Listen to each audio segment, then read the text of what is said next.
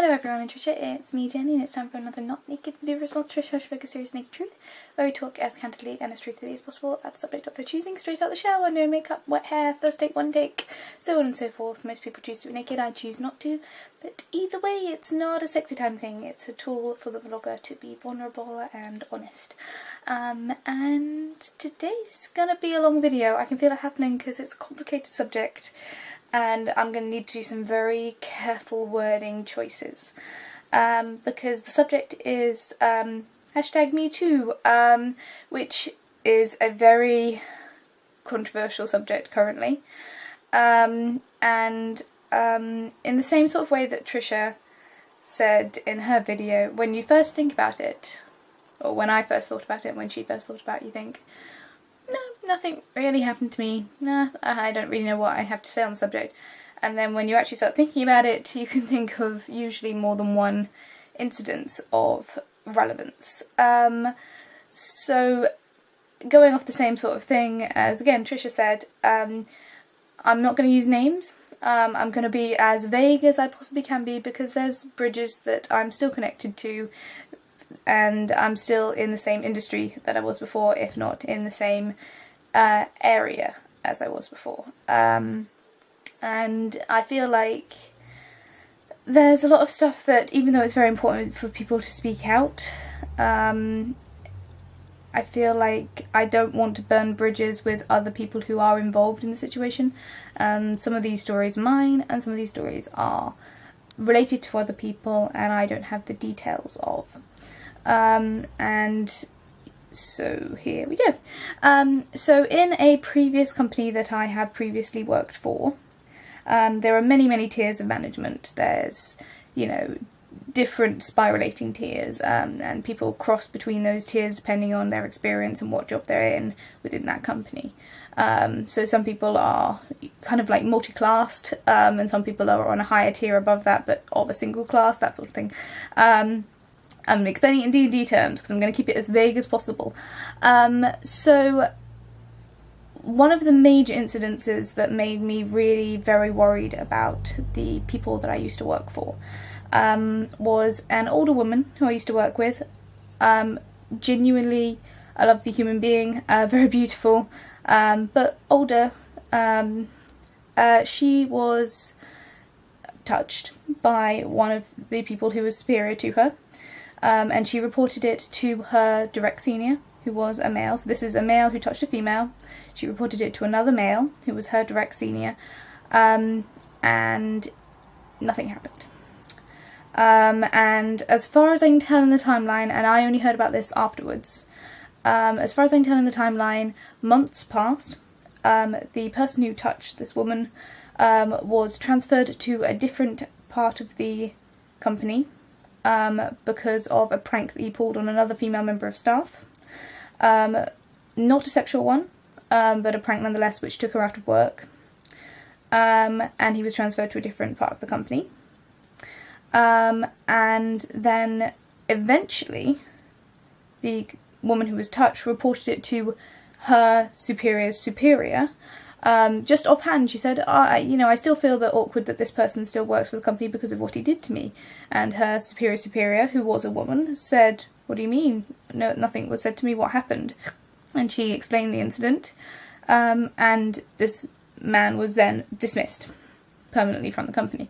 But what worried me was the fact that it didn't go any higher when she first reported it. When she first reported it to her male superior, nothing happened. And with this member of staff who, this male member of staff who touched this woman, I didn't have anything physical happen to me from him, even though I was working with him for quite some time, because, again, I don't know, I feel like I put off the impression, and it is a true impression, that I know the, I know the handbook off by heart. I know what HR would say if anything happened to me, and I knew exactly who to go to and where to go if anything did happen to me, and I think that's part of the reason why he mostly left me alone. But what scared me was it didn't go any higher when she reported it. And the person she reported it to is a person that I've had I have genuinely, like, concerns about. And I had concern about him for a long time, particularly after one very long shift, where at the time I was pretty much I was one tier up from being as junior as I could be. And he was, at the time, the most senior person on the day. And at the time, it was a busy shift, so he'd brought in extra help, including a member of his family and his significant other, as well as a superior to him within the company.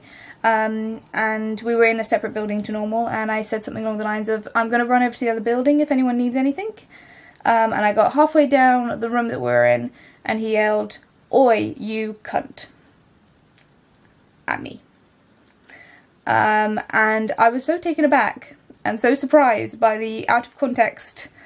It was presumably meant to be a joke, but it was out of context in front of his superior, his significant other, and a member of his family to me, who at the time, as I said, was pretty much as inferior as I could get in terms of the branch of the company. And I turned around and said, "Pardon? Did you say something?" And he went, No, I didn't say anything.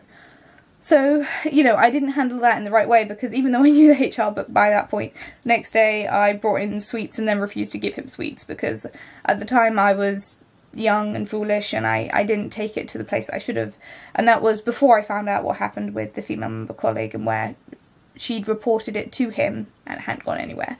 And there was lots of things about this particular male member of staff that I found out. He, again, was having relationships with women who were not on the same managerial tier as him, or below his managerial tier, all of them. And some of the stuff he'd talk about at breakfast was not appropriate for mixed company, perhaps. And, the thing is, I was in a very male-dominated group, so it all came off as great laughs, but it was something that always concerned me, was the way that he talked about the way that he was having a relationship with other women, even though I knew he was on a significant relationship with a specific person. And the fact that he called me that word has always bugged me. And it was so out of context and in front of people that he should have been showing his best side to. And one of the main reasons why I left that company was because he went on to a different place to manage that particular place, and then he was brought up the tiers again, and then he was being brought back to my workplace, but 2 tiers up. And at this point I'm 2 tiers up as well within my own area, but I would be directly answering to him, and that was one of the primary reasons why I left that particular job, was because I didn't want to be associated with this person at all. And there was a lot of things about the overall attitude of that particular company that worried me, and there's a lot of stuff that I've heard down the grapevine, which I'm not going to repeat because it is all hearsay. It is genuine hearsay about relationships that have happened between people. All of them, as far as I can tell, consensual, but there's been definitely divisions in power between those relationships that I've heard about, and it has always been men having the position of power and women not having the position of power. And that very much concerns me. So yeah, that's kind of... I really hope I haven't actually said anything that will work out who I'm talking about. I doubt they will ever watch this video. I doubt anyone in that company will ever watch my video, because they didn't even do an exit interview for me. They didn't even ask why I was leaving after nearly 5 years of working with that particular group. I wasn't given an exit interview, so I couldn't actually say what my problems were and why I was deciding to leave. So there we go. That's a something. And the only other incident that I can think of was last time I went clubbing, and it was the last time I went clubbing. It was for a girl's birthday party, and we were all in like animal costumes. So I went as a hipster owl. It was a really cute costume. So it was just like a brown skirt and a brown top and a kind of feather belt. And then I was wearing like hipster glasses but with feathers. And when I go out in a short skirt, if it's any sort of weather, I usually wear shorts underneath, just for warmth, and also for, you know, to avoid breezes. And if I'm dancing, I don't want to have to worry about flashing my knickers.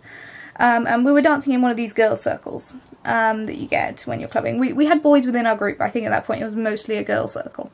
And we were dancing away, and someone behind me managed to not only get their hand up my skirt, they managed to get up my shorts and into my underwear, and squeeze my butt.